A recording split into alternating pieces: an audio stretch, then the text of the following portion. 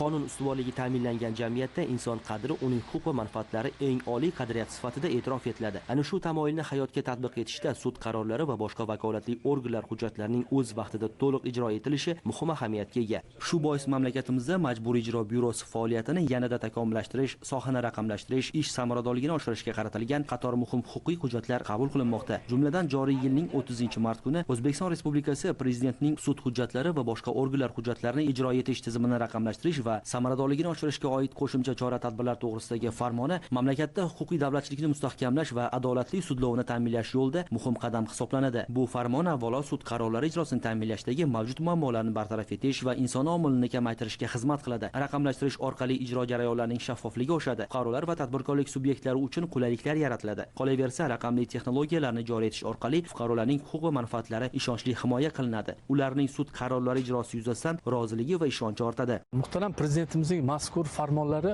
avvalo mamlakatimizda jismoniy va yuridik shaxslarning huquq va qonuniy manfaatlarini ishonchli hamda samarali himoya qilish tizimini yanada takomillashtirishga qaratilganligi bilan alohida ahamiyat kasb etadi.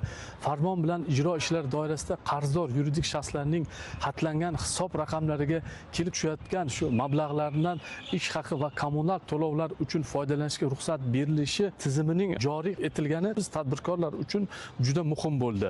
Mazkur yangilik ayniqsa moliyaviy qiyinchilikka duch kelgan korxonalar faoliyatini to'liq to'xtatib qolishni oldini olish, ishchi xizmatchilarning ijtimoiy himoyasini ta'minlash hamda ishlab chiqarish jarayonlarini uzluksizligini saqlab qolishda katta ahamiyat kasb etadi. Hisob raqamlarini xatlangan holatda ham eng muhim xarajatlarni amalga oshirish imkoniyati saqlab qolinmoqda. Byuroning Namangan viloyat boshqarmasi tomonidan shahar tumanlarida sud qarorlari ijrosini ta'minlash borasida tizimli chora-tadbirlar ko'rilmoqda. Xususan, byuroning Mingbuloq tumani bo'limi faoliyatiga nazar tashlasak, joriy yilning o'tgan davrida bir qator ishlar amalga oshirildi. Bo'limda faoliyat olib borayotgan davlat ijrochilari bevosita mahallabay tizimi orqali o'zlariga biriktirilgan mahalla fuqarolari yig'inlarida yettilik bilan izchil hamkorlikni yo'lga qo'yib, har bir qarorlar ijrosini ta'minlash borasida kunlik tadbirlarni amalga oshirib kelishmoqda. Bu jarayonda voyaga yetmaganlarning huquq va manfaatlariga qaratilgan hujjatlar bo'ladimi? Davlat fuqarolar foydasiga undiruvmi? Barchasini ijrosini ta'minlashga ustuvor vazifa sifatida qaraladi. Natijada ko'rsatkichlar o'tgan yilning mos davriga nisbatan ortishi kuzatildi. Joriy yilning shu kunga qadar Majburiy ijro byurosi Mingbuloq bo'limi tomonidan 22.5 milliard so'mlik 2900 dan ortiq ijro hujjatlari ijrosi ta'minlandi. Shu bilan birga davlat foydasiga 12.1 milliard so'm mablag'lar undirib berildi. Bundan tashqari, aholini ijtimoiy qo'llab-quvvatlashga qaratilgan ishlar ham alohida e'tibor markazida bo'lib, ijtimoiy daftarlarga o'tgan davr mobaynida 544.6 million so'm mablag'lar undirib berildi. Bu esa kam ta'minlangan oilalarni qo'llab-quvvatlash, aholini ijtimoiy himoyasini kuchaytirishga alohida kasb etib kelmoqda. Qayd etish joizki, Majburiy ijro byurosi xodimlari tomonidan amalga oshirilayotgan targ'ibot va tushuntirishlar davomida sud qarorlarining ijro etish jarayonlari, asosan aliment, soliq qarzdorliklarini undirish, bank foydasiga undiruvlar, shuningdek nomilki tusdagi undiruvlarga qaratib kelinmoqda. Mamlakatimizda mahallabay tizimi joriy qilinishi jamiyat boshqaruvida yangi bosqichni boshlab berdi.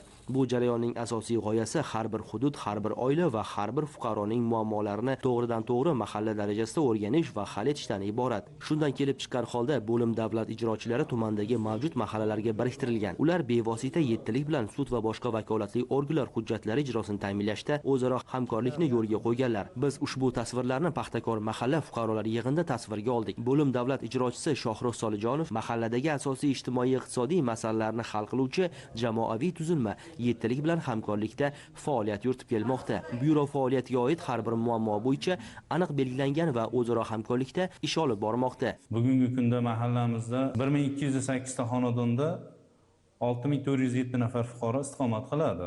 Mahallamizda shu tizimli ishlarda yo'lga qo'yish maqsadida sud qarorlarini fuqarolarga to'g'ri tushuntirib, bunda har qanday ziddiyatli holatlarda kelib chiqmasligini oldini olib, davlat ijrochisi xodimlari bilan birgalikda o'tgan 2025-yil hisobini oladigan bo'lsak, mahallamizda nizoli shu bir-biriga aliment to'lashda boshqada murojaat qilgan 3 nafar oilani yarashtirishga erishdik. 2026-yilda ham 2 ta oila yarashtirildi, hozirda birga yashab kelishyapti. Aliment olish voyaga yetmagan bolalarning, shuningdek voyaga yetgan mehnatga layoqatsiz farzandlarning qonun bilan kafolatlangan huquqidir. Farzandlar huquqlarini himoya qilish esa ota-onalarning muhim majburiyatlaridan biri hisoblanadi. Davlatimiz tomonidan bolalar manfaatlarini himoya qilish uchun mustahkam huquqiy asos va zarur mexanizmlar yaratilgan. Shu maqsadda mamlakatimizda aliment undirish samaradorligini oshirish va bolalar huquqlarini ta'minlash bo'yicha tizimli ishlar amalga oshirilmoqda. Bu borada tumanda ham qator amaliy choralar ko'rilyapti. Joriy yilning 13-mart kuni davlatimiz rahbari raisligida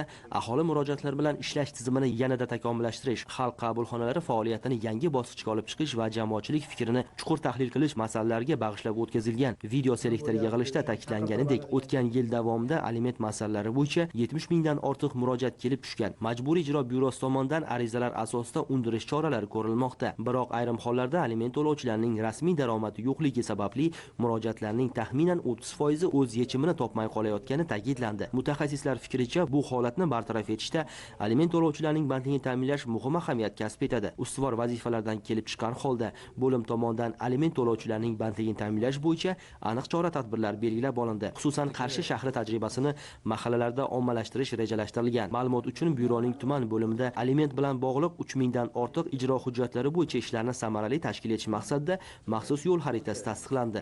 Tumanimizda ishsiz fuqarolarning bandligini ta'minlash maqsadida bir qator ishlar amalga oshirilmoqda. Xususan, ishsiz fuqarolarimizni mutaxassisligi, qiziqishiga qarab hududdagi davlat, nodavlat tashkilotlariga yo'llanmalar berib, ularning bandligini ta'minlamoqda.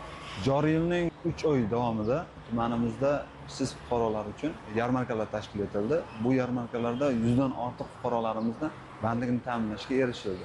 Bunda asosan hududdagi hamkor tashkilotlar bilan birgalikda tashkil etilgan. Bunda yoshlar, aliment to'lovchilar, bundan tashqari ishsiz fuqarolar, oliy ta'limni bitirgan fuqarolarni asosan jalb qilindi. Bunda asosan davlat tashkilotida ishlash istagini bildirgan yoki tadbirkorlik qilish istagini bildirgan fuqarolar murojaat bilan kelishdi va bu bo'yicha ish tashkil etilib, yo'llanmalar berildi. Majburiy ijro byurosi Mingbuloq tuman bo'lim tomonidan sud hujjatlari va boshqa organlar qarorlarining o'z vaqtida to'liq ijrosini ta'minlash borasida tizimli ishlar amalga oshirilmoqda.